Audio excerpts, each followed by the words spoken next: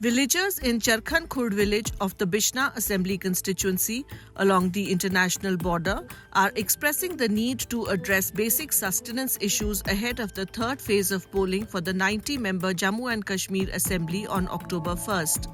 The villagers, primarily dependent on agriculture, are urging that the new government formed in the Union Territory address their long-standing demand to compensate them for the farmlands acquired for fencing along the border with Pakistan.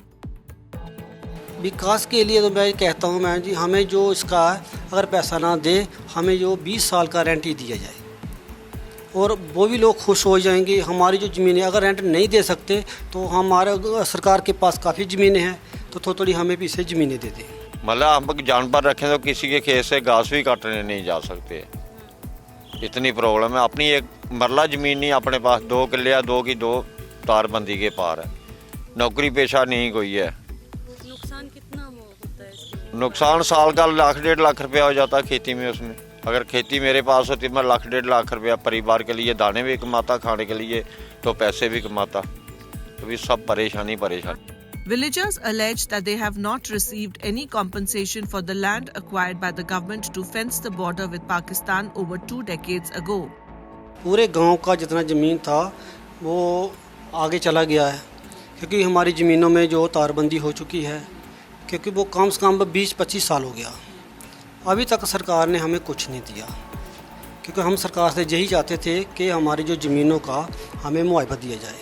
और कुछ लोग ऐसे हैं जो हमारे जिनका ज़मीन बिल्कुल ख़त्म हो चुका है, उनके पास कोई खाने का सोर्स नहीं है और उनके जो छोटे छोटे बच्चे हैं उनका जो गुजारा है बड़ी मुश्किल से हो रहा है। परेशानी हमारी ये है कि 2000 में हमारी जो फेंसिंग लगी तारबंदी उसके आगे ज़मीन चली गई है, तो उसके ना हमें आगे खेती बाड़ी करने देते हैं और ना उसका हमें कभी कुछ गवर्नमेंट ने कुछ दिया, ना पैसा ना तेला। बिल्कुल ज़मीन हमारी बर्बाद हो चुकी है। कुछ घर ऐसे हैं जिनकी बिल्कुल ही ज़मीन चल गई आगे। Villagers of this border village will cast their votes on October 1st to elect an MLA from the Bishna Assembly constituency. 40 seats in Jammu and Kashmir are going to the polls in this third and final phase. The results for the 90-member assembly will be declared on October 8th.